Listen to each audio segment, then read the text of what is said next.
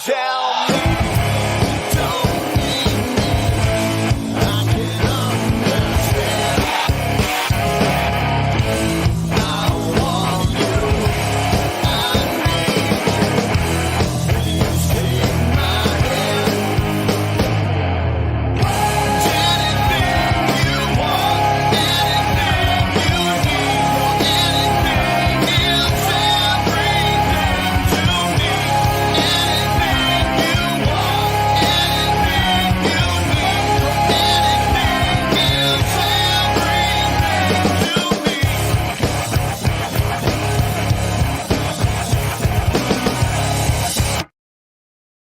Well, what is going on, Bills Mafia? What is going on, fam? It's so good. It is so good to be live with you and in person on YouTube. Welcome into the Overreaction Sports Podcast, brought to you by the Market Dominator on the Buffalo Rumblings Podcast Multicast Network. I'm your host. I'm the voice of the Overreaction Sports Podcast. My name is Joe Miller.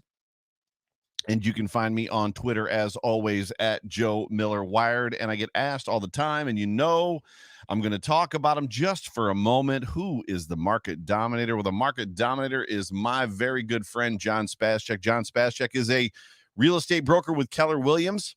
And Keller Williams is the largest real estate brokerage in the world, the entire world. And John is not only able to help you if you're looking to buy a home or sell a home right here in Western New York, but he can also help you across the country. Do me a favor. If you're looking to buy a home, I've got tons of testimonials. I have my own testimonial. John actually did our home for us here in Lakeview. John is a life transition specialist is what he calls it. And at the end of the day, he's just literally a hound dog. The dude, he gets his teeth into a deal, and he literally just won't let up. If you're looking to buy a home, call John Spaschek. If you're looking to sell a home, look, you need to call John because he's going to help you maximize the value of your property, which at the end of the day, when we're in this market specifically, if you're looking to sell a home, that's what you want to do. You can reach John Spaschek at 716-570-3298. That number again, 716-570-3298. You can also reach him at his email, yourelitebroker@gmail.com. However, I would recommend that you just call him because he's going to answer his phone. John is also Bills Mafia. You can find him on Twitter at Your Elite Broker. Ladies and gentlemen, it's good to be with you. The comment section is filling up. There's a whole bunch of people up in here. Football is back. The energy is back. The excitement is back. And I'm just going to tell you, like I do every single week, whether this podcast finds you around a cup of coffee, on the drive to work, at the gym with your AirPods in, or right now live with me on YouTube, Twitter, and Facebook, let me just say welcome one more time. It's good to have you. Here's what's up, fam. We are trying to grow this thing. It has been a full court press, a hard grind for pretty much all of the offseason, trying to get the Buffalo Rumblings subscription base up to 1,000. I think we're 40 away, 40 people. So do me a favor. If you have not yet, whether you're watching me live right now or listening to me live, if you have not yet liked and subscribe to, well, like this show, first of all, this actual broadcast, and then subscribe to the Buffalo Rumblings YouTube channel, please do so now. And if you're also listening to this after it's been recorded live, also jump over and subscribe. And if you're listening to this in podcast form on a Monday or Tuesday or maybe even a Wednesday, jump over to YouTube when you get a chance, subscribe, click the bell for notifications so you know when we're going to be coming live to you, because there is a lot of live awesome content coming to you this NFL season. It's about to be lit, ladies and gentlemen. It's about to be lit. Got a lot to talk about. Got a whole bunch to talk about. It's just me tonight or today. I've been spoiling you guys with guests, but as we move into regular season form, for those of you that have been following me and listening to me for a long time, I don't do guests during the regular season. More on that to come. But it is just me for this episode. Training camp, as you know, is officially open. The first of several public practices was Saturday, and let me just tell you, I couldn't be there, but the Mafia on Twitter made me feel like I was in attendance. It was pretty incredible. There are still tickets left for August 7th, as well as September 1st. McKenna and my daughter and I will be in attendance. Both of those practices More on training camp later. I've got a little bit of house cleaning news or housekeeping or whatever they call that stuff. The Bills' first preseason game is Friday, August 13th. Ladies and gentlemen, that is less than 2 weeks away. Are you ready? Are you ready to watch this team suit up and actually be live on the NFL Network? That's the other thing too. The NFL Network is going to be carrying all 3 of the Buffalo Bills preseason games live. When was the last time that's happened? How about never? It's as a dude that lived in Columbus, Ohio for a while. It was really fun to know that the Bills were playing on a Friday night and our game was going to get showed on Saturday night, like Sunday morning at 4 a.m. or something like that, or 3 a.m.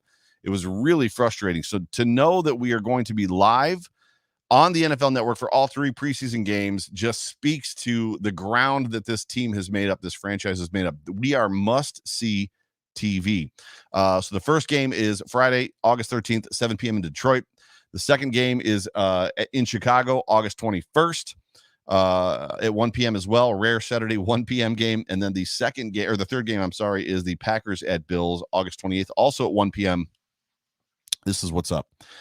I legit have 2 sets of free tickets to give away. I got a set of tickets from my buddy Kenny Dudek that I got to give away, and I've got a set of tickets from my buddy Dana Billings. I'm going to shout both them out, and I'm going to shout them out even more when we get to the point of giving them away.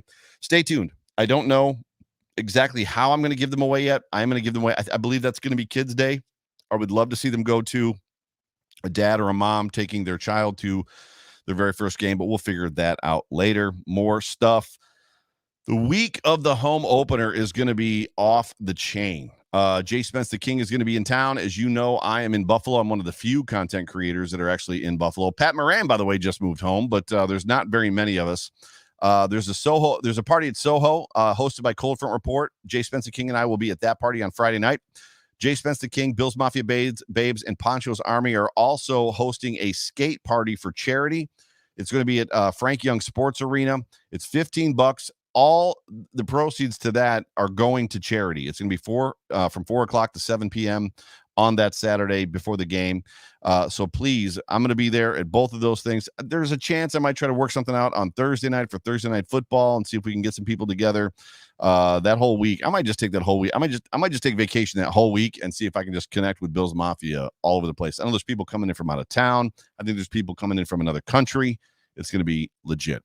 So please stay tuned for all of that information. Also, if you don't have tickets yet to the Cold Front party at Soho, get them. More stuff for you. And I'm not ignoring you in the chat. Robbie, I see you. I see you guys in the chat. I just got to get through some of this stuff here, as this is a podcast at the end of the day. Show schedules. You're going to get a lot of me this season, whether you like it or not. If you're listening to me or watching me live, I hope you enjoy the content that I bring you. Obviously, this format in podcast is a lot different than when I'm on with Jay Spence the King, but this is what we got going for you this fall. So this show, actually, I'm going to start on Saturdays. Here's a rundown of where I'll be as a content creator. For those of you that were connected to my show last year when I was on Buffalo Fanatics, I did a pregame show. Inside of that pregame show was a segment called the Bills Mafia Time to Shine, where basically I had Bills Mafia members, you guys, record your takes for what you thought was going to happen in the game the very next day. So if the game was on Sunday, we're playing the Dolphins, just send me a take, give me a prediction, who's going to blow up, touchdowns for Josh Allen, and whatever stuff like that. It was such a big success, and I enjoyed it so much. I'm literally going to do a live YouTube show on Saturdays. I think it's going to be 8 o'clock on Saturdays, is what I told Bruce Nolan, who's going to be taking care of all this stuff. That program is going to be called the Bills Mafia Time to Shine. It is a live call-in show on Saturdays pregame. It's a pregame show. I'll do a very short monologue. You guys will fill up the green room, and then I'll bring you guys on. And basically, all of you are going to get the opportunity to have a take, to give me your take, to give me your prediction, and then jump off. And this is a really good time. I absolutely loved this segment last year on my pregame show. It is only going to be on YouTube right now. I would tell you this: if you want to hear this in podcast form on Sunday, then you need to bang the monkey, as Jim Rome always says, and you need to basically hit up Anthony Marino and tell him, hey, we got some good content that's showing up on YouTube that we can't get in pod form. But if you want this in pod form, I would recommend that you bang the monkey, which is Anthony Marino.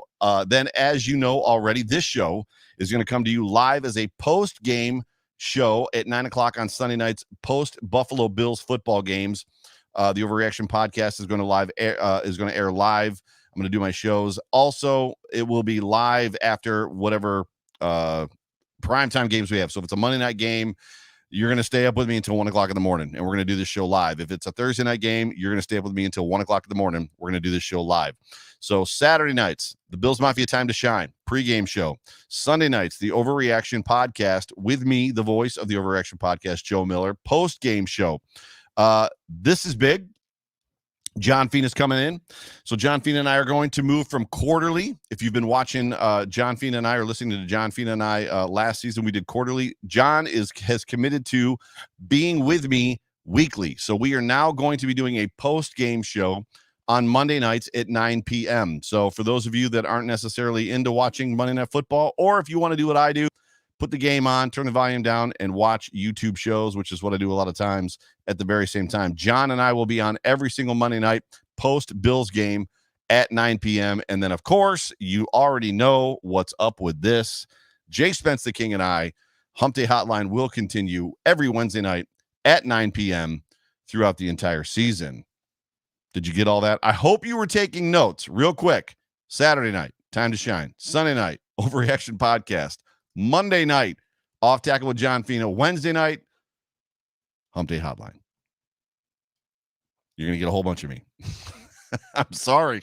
I apologize now. The only one of these, as far as I know, that's going to be aired as a podcast. So if you're listening to me on Monday or Tuesday on a podcast, the only one that's going to air as a podcast, as far as I know, is Overreaction. If you want any of these shows as a podcast, like I said, you better jump on Anthony Marino, whether it's on Facebook or on Twitter, and tell him, yo, we need to get some of this content in podcast form because I want to listen to it. Whew. So I'm literally almost out of breath. Is that like the end of the show? Are we done? No, we're only like 10 minutes into this thing. Anyways, I'm just kidding, by the way. Cole Beasley, anyone? Cole Beasley, anyone? Anyone for Cole Beasley? Anyone? My sister Jamie's in the show. What's up, Jamie? Good to see you. Whole bunch of people up in here. Yeah, so it's good to have all you guys. Chris Janke is asking me, when is the Brian Bowers hour playing? I'm just going to say Brian Bowers needs his own show. I've been saying it since last year. So literally the Time to Shine is like all about Saxa Dave Thorpe from the UK. It's all about Brian Bowers. It's all about like all those guys that literally are very good at what they do. T. Estelle was a hot take every single week on the Bills Mafia Time to Shine. Richard Rush, like all you guys. Like, so I'm literally going to throw the links out there. I'm going to do what I was told never to do. I'm going to throw the links on Facebook, and I'm going to throw the link to that show out on Twitter, and people are just going to line up, and who we get to. And if we don't get to everybody, then you got to get in sooner. It just is what it is. So, but as I was just saying, Cole Beasley, anyone, it's amazing to me as I transition how accurate Jay Spence the King was. Jay Spence the King said as Bills Mafia was losing its ever-loving minds in regards to Cole Beasley and everything that was going on with Cole, how as soon as practice opened, that we were going to immediately forget. And we did. Immediately. I mean, it was about as immediate as it could possibly be how quickly we forgot what was going on with Cole Beasley. And he put that awesome statement out, which, by the way, I'm just going to say he was asked why he did not make any of these statements during OTAs. He said, I wasn't made available to the press. So what did the Buffalo Bills do? They made him available. And then he read a statement that was very, in my opinion, well said and well spoken. And I promise you, beyond a shadow of a doubt, unequivocally, the Buffalo Bills read that statement before he read it. So they knew exactly what he was going to say.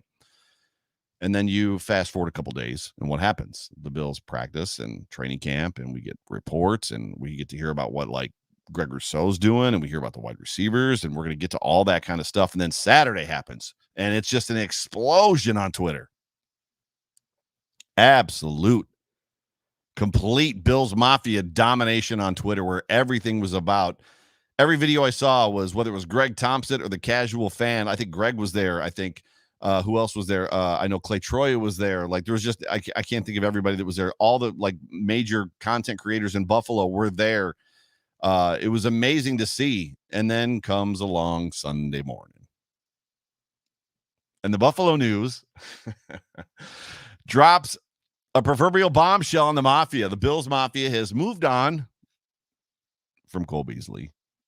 We're just gonna let bygones be bygones, Cole. Cole, you know, last week we wanted you cut, not me. People wanted you cut, but now that camp is open, we're just gonna move on because a lot of cool stuff is going on. And you know what? It's water under the bridge at this point because football is back. And then Saturday happens. Everybody's super duper excited. It's amazing. Everybody's losing their minds. 15,000 fans, 30,000 tickets given away, and supposedly 15,000 showed up. I don't know what the actual number was. I didn't get the opportunity to be there, which is fine. I'll be at the next two. But Bills Mafia is just all about it, right? They're like taking pictures of the beat reporters on the sidelines and like throwing them up. Oh my gosh, it's Matt Perino. Who has the best hair in, I don't even know, like sports journalism. Ryan Talbot's there. Like everybody's there. It's great. Marcel Louis-Jacques is there. Everybody's there. Josh Allen runs out of the tunnel to chants MVP. MVP. MVP. To Jay Spence's thing. Jay Spence loves to play the MVP chant. Everything is just amazing. Bills Mafia is gliding along. Like, you know, there's a video of McDermott and Josh Allen walking around the stadium, like waving at people. And people are like, this is the reason that we're going to win the Super Bowl because Sean McDermott and Josh Allen wave to the fans. They walk around the stadium and they wave. This is why. This is the reason that the Bills Mafia, the Buffalo Bills are going to win the Super Bowl. My guess is literally Saturday night. You would have, if you saw Terry and Kim Pagula walking down the street with Cole Beasley, right? And they were holding up a sign that said, "We need to eat." You'd have picked them up, put them in your car, taken them to your house, and you'd have cooked them dinner. Terry, Kim, and Cole. Every member of Bills Mafia would have done that. And then the Buffalo News drops a bombshell. Cue the atomic bomb gif.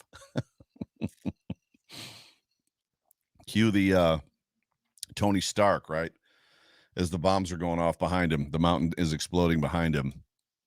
And if you've been living under a rock, I apologize. I'm going to bring you up to speed a little bit. I did not read this article because there's a paywall involved with the Buffalo News. And I'm cheap. I'm just going to say it. I know I'm trying to start a radio station that has a paywall, but I'm still cheap. I'm just not going to pay it. But apparently, the summary of the whole entire situation is the Pagulas have presented the county, Erie County, with a $1.5 billion, and I've heard a discrepancy that it might be 1.1. So I've read 1.1, I've read 1.5. I don't know what the number is. Either number, I think, is low. I'm going to say that again. I don't know if the number is 1.5. It was all over Twitter today at 1.5. I read also when I was prepping for the show, 1.1. I don't know what the number is. I don't believe for a second it's going to be $1.5 billion. I think it's going to be more. Inflation. Have you seen the cost of a 2x4? They're $10 a piece. Not that there's going to be a lot of 2x4s there, but just the cost of raw materials in general right now are insane. But the Pagulas presented Erie County and the state with a stadium proposal, with it being completely funded 100% by the county and the state. And, oh, by the way, there were some subtle threats that other cities, such as Austin, Texas, would love to have an NFL franchise. Hey, by the way, I'm not trying to flex, but if I was going to flex, I just want to remind you, Erie County, Mark Poloncarz, Andrew Cuomo, that we are the only NFL team in New York State. We're in Buffalo. And as much as you might not want to give us $1.5 billion, we can name like 5 cities off the top of our head that would probably give us $3 billion or more. And you, as much of a crappy negotiation tactic as that is, you got to respect it. You just got to respect it. Austin, Texas was one of the cities that they threw out there. But what about St. Louis? How much money do you think St. Louis and their city and their fans would throw at the Pagulas to get a franchise back? What about Oakland? San Diego, anyone? These teams that have lost their franchises? Do you think it's 1.5 billion or do you think it's more? Do you think they would literally roll out the red carpet for the Buffalo Bills? A winning football team with a franchise quarterback to roll into town? I'm not saying I agree with it.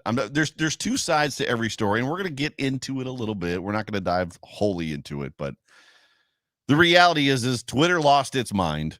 Twitter lost its ever-loving mind. And from what I could glean, and I'm not going to pine on about this forever, but what I could glean is most of the people that sided with the county and the state either didn't live in Buffalo.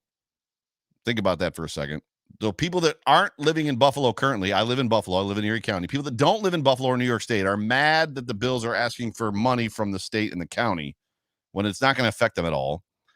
Or they're Sabre fans, disgruntled Sabre fans, which they probably have a reason to gripe. I get it. Or they kind of aren't Bills fans at all. And if there were a couple people there that were Bills fans, they got told pretty quickly, and I would tell them as well, remove Bills Mafia from your profile. Like, I don't know what you're talking about, like, right now. Like, this is step one of a negotiation tactic. The Bills aren't really going to ask them to foot the bill for $1.5 billion. They just can't come in. You don't start that negotiation at 50-50. Hey, Mark, nice to see you. It's been a minute. You've been watching Josh Allen? He looks pretty good, doesn't he? Like, things are going well. Yeah, we got Greg Rousseau, big dude. I know he's listed at 6'6", but I think he's probably 6'7", 6'8". He's a tall dude. Like, I couldn't believe it when we got him. He fell right to us. And then we got Greg Rousseau.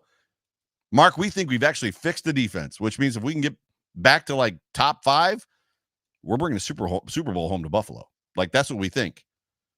But the reason that we're meeting you today is we want to talk to you about a new stadium. It's, it's been in the works. I mean, the Ralph is only 50 years old. It's only the 4th oldest stadium in the NFL. And we were just thinking, because we're nice people, that we would go 50-50.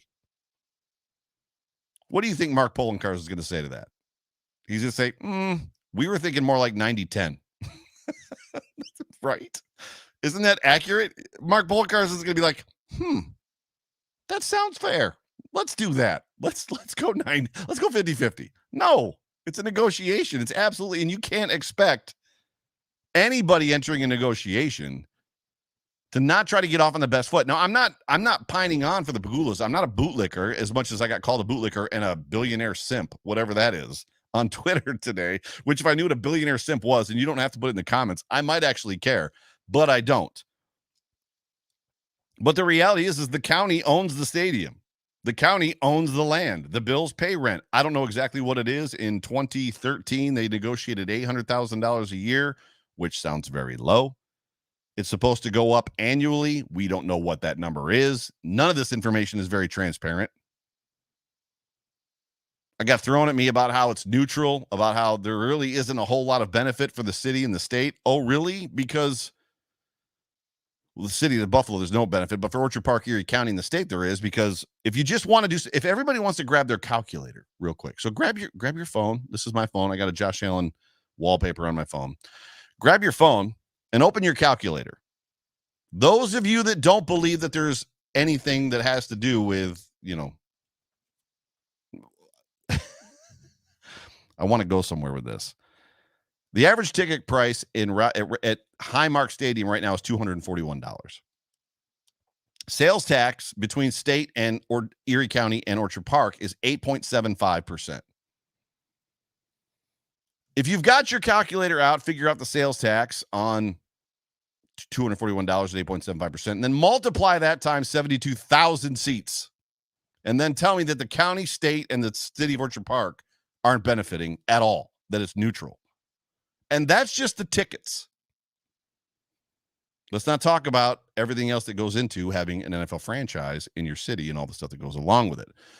Regardless, all that to say this, Twitter lost its ever-loving mind. However, before you freak out, there's some things that we need to talk about, and there's arguments for both sides. I am very much a believer that if a billionaire owns billionaire things, then they should own all the billionaire things. I believe that if you're a billionaire and you have an NFL franchise, you should own your own land and you should own your own stadium. If you want to try to get tax breaks like Amazon gets, if you want to get tax breaks like Tesla gets, if you want to get tax breaks like Ford gets, if you want to get tax breaks, then get tax breaks. But if you're a billionaire, own your stuff.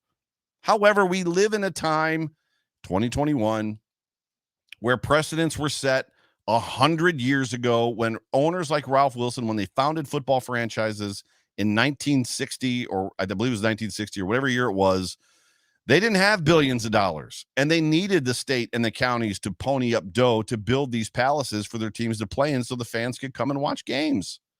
Unfortunately, we're still living in that time. We're just lit. That's where we are right now. This idea that the Bagulas really expect the county and the state to pay for 100% of it. If that's where you're at right now, I don't know what to tell you other than just log off and like let go for the season, because you're really, really out there.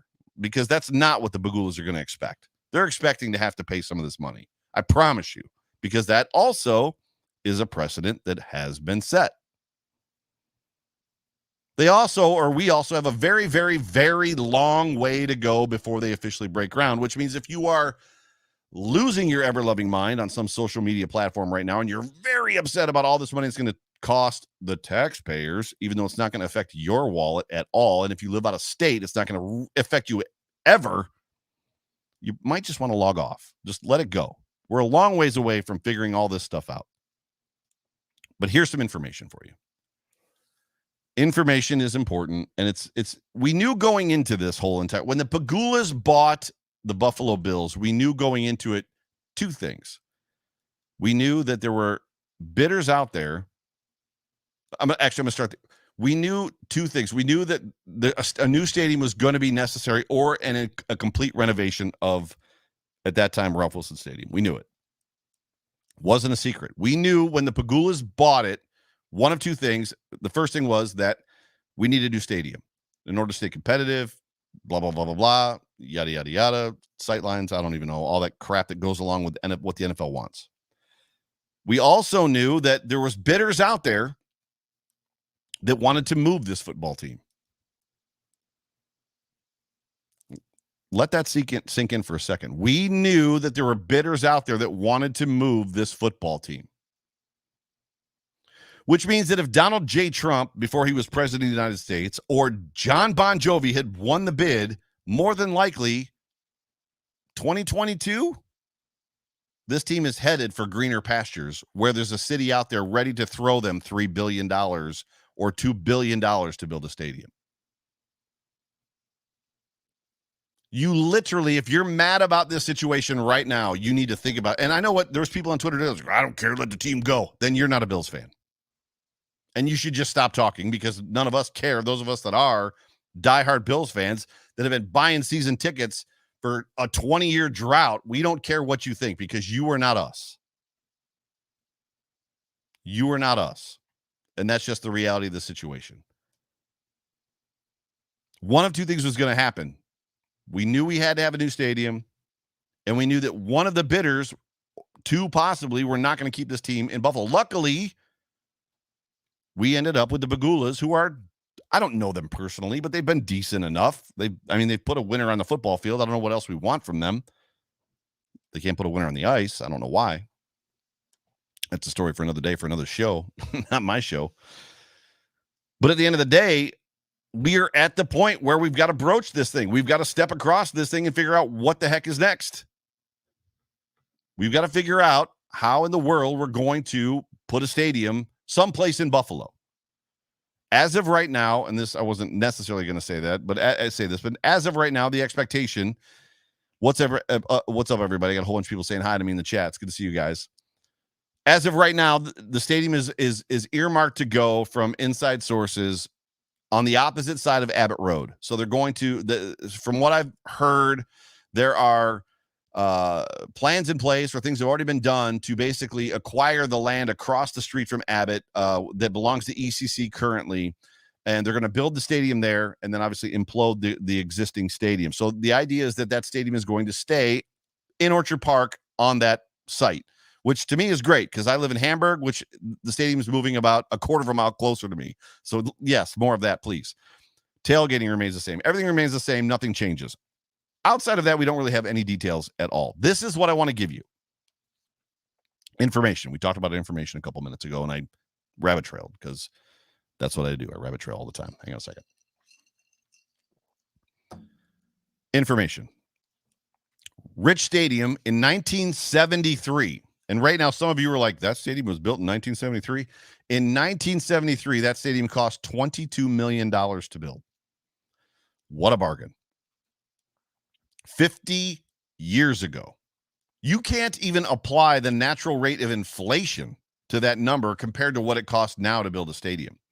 The natural rate of inflation, in case you didn't know, is double every 15 years. So every 15 years, the natural rate of inflation says that if you paid $1 for something today, in 15 years, it'll be $2. 15 years after that, it'll be $4. 15 years after that, it'll be $8, right? Natural rate of inflation is double every 15 years. Rich Stadium, $22 million.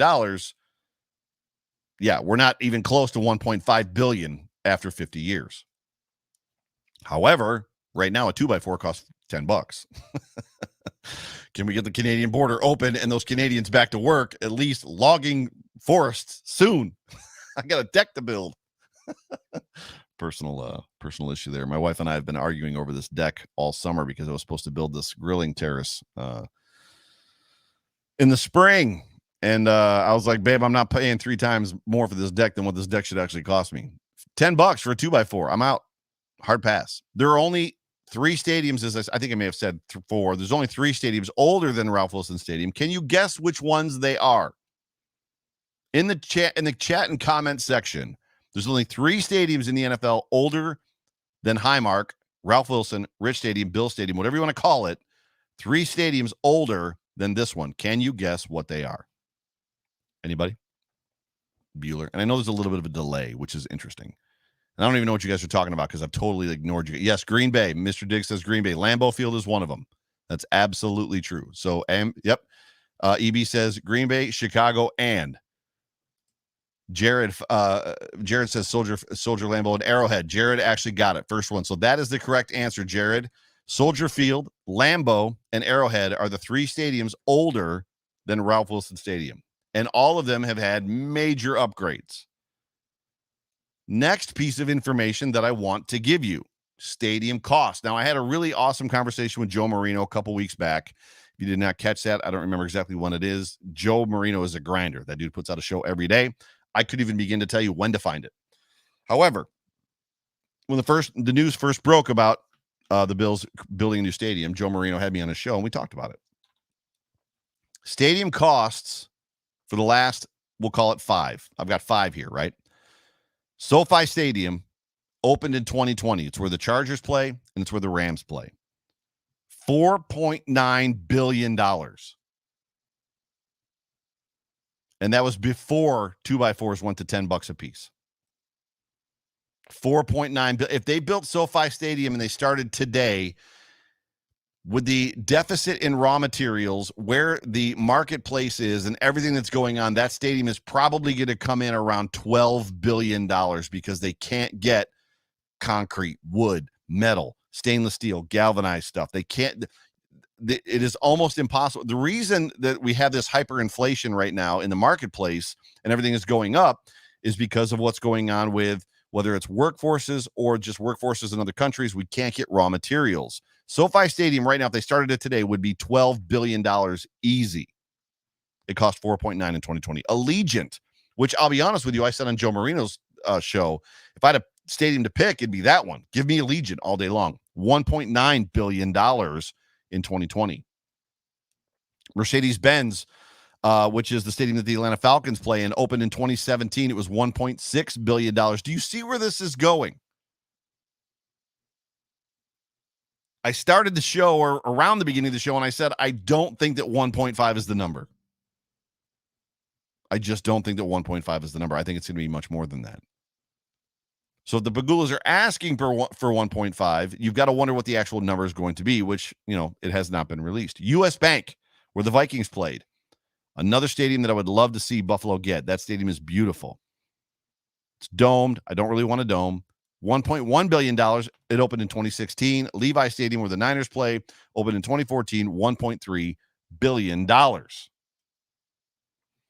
So now if you're freaking out about the number, 1.5 or 1.1 or whatever the number is, it's probably time to check yourself a little bit. Maybe the number isn't that outrageous. I mean, it's outrageous. I mean, $1.5 billion is ridiculous. It's a ridiculous amount of money. But that sounds like a pretty big bargain. if the Bagulas can get a stadium built in Buffalo, in Western New York, a blue state where unions will prevail and will get prevailing wage on all this work, if they can get this thing done for $1.5 billion, we should ride them into town on chariots on opening day. Oh my God. Thank you. You got it done for $1.5 billion. Like literally, they're not going to make money off the building of the stadium. But Joe, I just don't think that a billionaire should be going off and asking for free money. I don't disagree. I don't think that billionaires should be asking for free money either. However, and this is where it kind of goes back and forth. You already heard me say that I think that billionaires that own things should own all the things. If a billionaire owns an NFL franchise or a hockey franchise or an NBA franchise, then they should buy the land and build their own stadium. I don't necessarily disagree with that. But you can kind of ebb and flow and go in different directions as it pertains to how you feel or what you are going to glean from situations, right?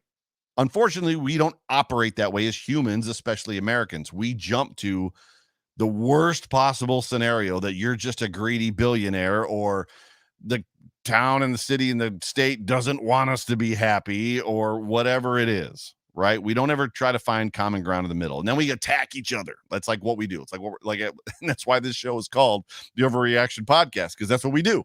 The Bills are the greatest team on earth until they lose a football game, and then they're the worst team on earth. And there's no way they could ever win a Super Bowl. That's just what we do. So here's what I want to tell you. The Bagulas came out. They asked for a whole bunch of money. You're going to pay for it all. At least that's what they said. And I'm giving you a ton of information. I just stick with me. Just stay with me. And if you don't like this, you can turn it off. I don't care. Here's the reality of the situation. Regardless of how much the Bagulas ask for, regardless of how much the city, state, town, whatever, kick in, whatever the percentages break down to,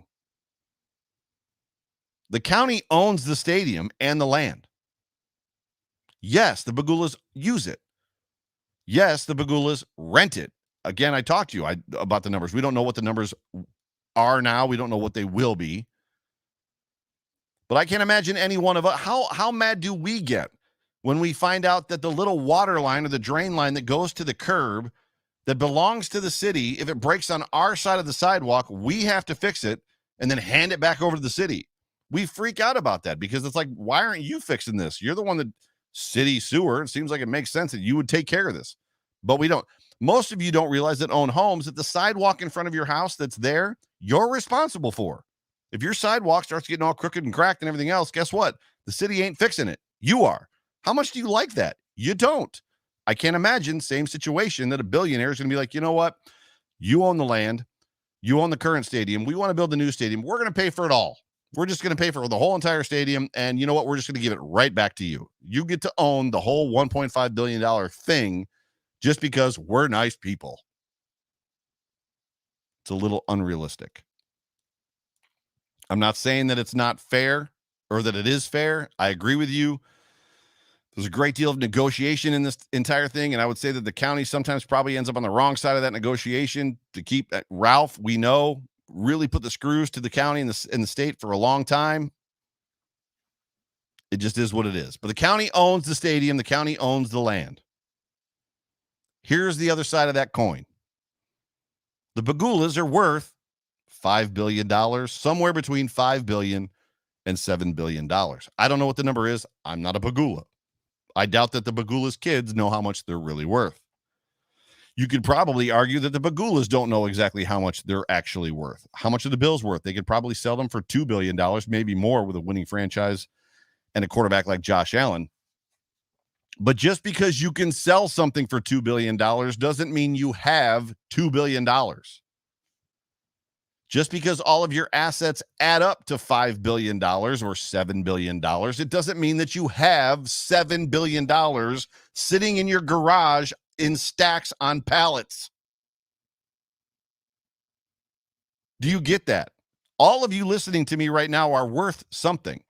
You have some number that's tied to you, whether it's your house, your car, all of your assets, the televisions you own, blah, blah, blah, blah, blah. So even if you were worth, hypothetically, $100,000, Can you produce $100,000 in cash right now? No. Can you produce $50,000 in cash right now? No. I would guess that most of you that are worth $100,000 probably can't produce $10,000, 10% of your net worth in cash right now. So this idea that the Pagulas have a yacht, well, their yacht apparently is estimated at $75 million. Grab your calculator again and find out how far away $75 million is from $1.5 billion. It's a long ways away. A long ways away. So the county owns the stadium. The county owns the land. The Pagulas are worth $5 billion, but they don't have it in cash. They're not flush in cash. So they've got to come to a conversation. They've got to come to a table and they've got to negotiate. Somebody has to open the door and start the conversation. So the Pagulas did their research. I filled out a survey. A lot of you that are season ticket holders also filled out the survey. We said what we wanted. I want an outdoor stadium. I wanted to stay in Orchard Park. I know the ticket prices are going to go up a little bit, but I don't want them to go a lot. No, I don't want PSLs. Blah, blah, blah, blah, blah. That's all the answers that I put. I was honest. I was like, yeah, like keep the Bills here. Give me a new stadium. I don't want to pay a lot of money. Right? That's what we do. So the Pagulas get all their findings together. They've got somebody out there that's got an estimate on what it's going to cost to build a stadium. They go to the county because the county probably said, tell us what you want. Here's what we want, Mr. Polencars. And we want you to pay for it. And I don't think for 1 second that Mark Polencars was offended. You want what? Who do you think you are? You want me to pay for this entire stadium? I'm not a big Mark Polencars fan. I just don't like his politics. But I'd probably defend Mark Polencars in this situation and say he probably was not offended. He probably was like, that's nice. Right? To which he then probably picked up the phone and he called Andrew Cuomo. Hey, Uncle Andy, I just got the bid. I just got the RFP from the Pagulas on the new stadium for the only football team in New York State that we actually earn revenue off of. Here are the details, yada, yada, yada. And oh, by the way, I'll fax it over to you, or scan it and email it to you. But oh, by the way, they want us to pay for all of it. To which Andy probably was like, yeah, that's probably not happening. And he probably said, you know what? I don't think they probably want us to really do that, but it's a good place to start. We need to get our team together to figure out what we can come up with and counter. Uncle Andy probably went, sounds about right. These are business people. Even if they're politicians, generally speaking, they're business people of some sort. They understand, or they're lawyers. They understand that that's how life works. At the end of the day, what we should care about as Bills fans, what we should care about, this is what's important. Rubber meets the road. This is all of that. The last 30 minutes is less than that. 20 minutes. The last 20 minutes wraps up to this. Are you ready? This is what it all wraps up to. Build us a football stadium. Build us, Bills Mafia, a football stadium. We understand what football is.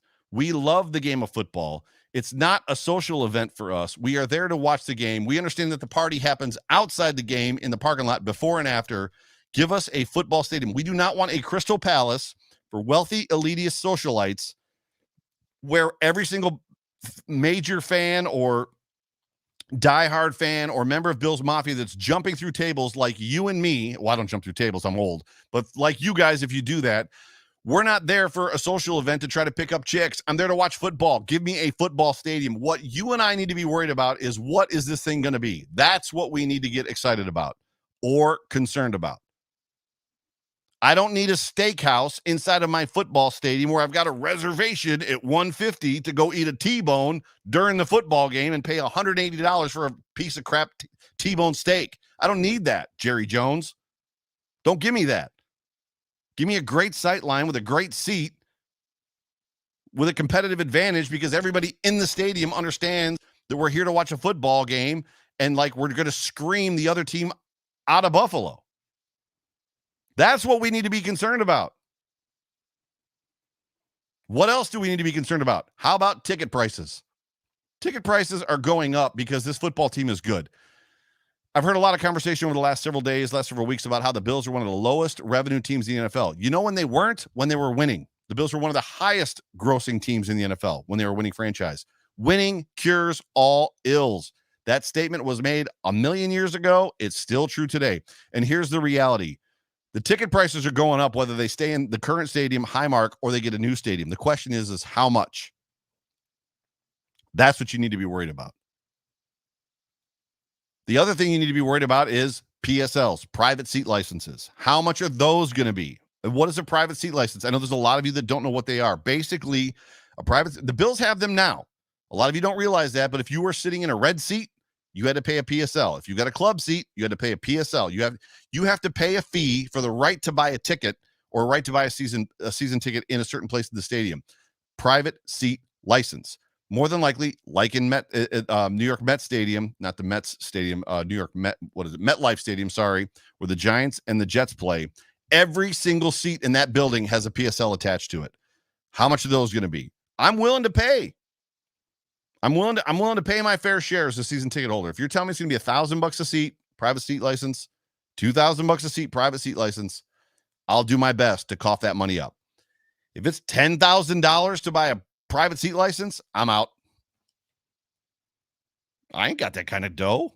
I'm a working stiff, just like all of you guys. I'm podcasting for free. Like I don't get paid for this. This is a hobby for me. If the ticket prices triple, if the ticket prices go to $300 a seat and the nosebleeds, I'm out. Things you need to worry about. Things you need to worry about is, right? This is the stuff. What are they going to give us? What's the design of the stadium? Are they going to give us a football stadium? Are they going to give us a Crystal Palace that like none of us are going to connect with? How much the ticket price is going to be? How many seats are going to be in the stadium? That actually matters. There's 71,000 now? I forget how many season ticket holders there are. I should have done that research before I started. I apologize. But if they cut it down to 59 or 58 or 62, if they cut 10,000 seats out of that stadium, that's going to change a lot for a lot of us that are season ticket holders. That's important. We need to know that information. And are there going to be PSLs? God, I hope not. God, I hope not. So I would just ask everybody to do this. Just taper your concerns, taper your reactions, taper how you feel. You don't have to jump on and be negative every single time somebody says something. The reality is there's two sides to this conversation, this negotiation. None of us are going to be in the middle of it. And at the end of the day, it's not going to affect any of us either. They're not going to raise our taxes. They're going to find the money like they always do. And we're not even probably going to see an issue as far as that goes. But worry about the things that we need to worry about.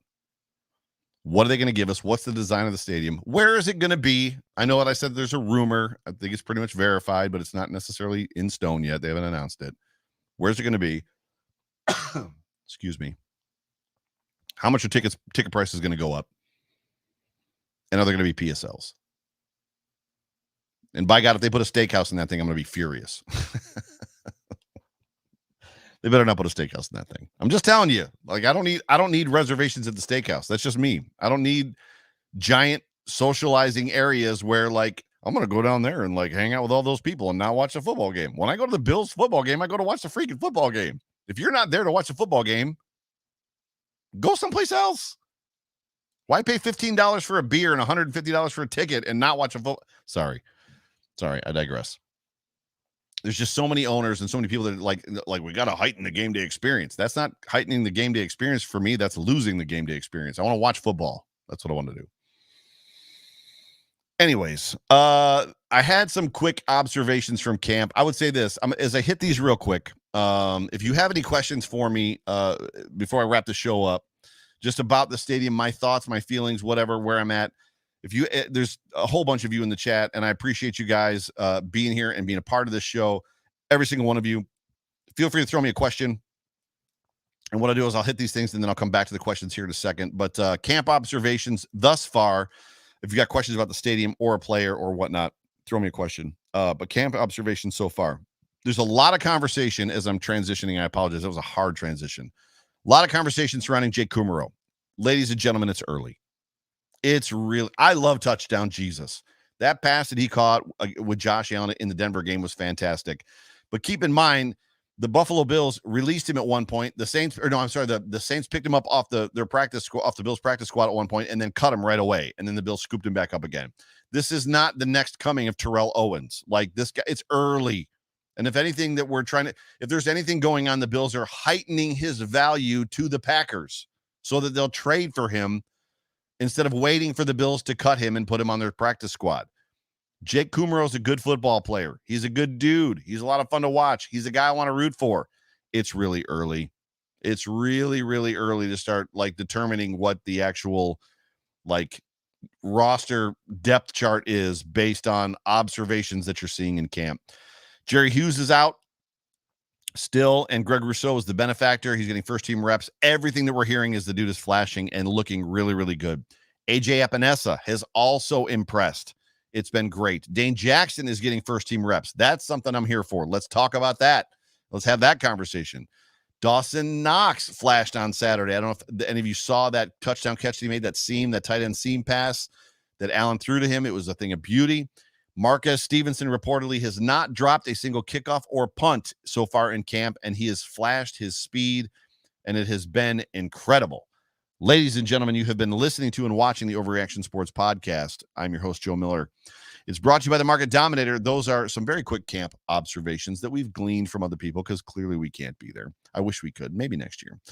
But I did ask if there was anybody that had any questions, but I'm going to start reading some of these comments. So Richard Rush says, I'm with you, Joe. I'm watching and only going to the bathroom at halftime. Right?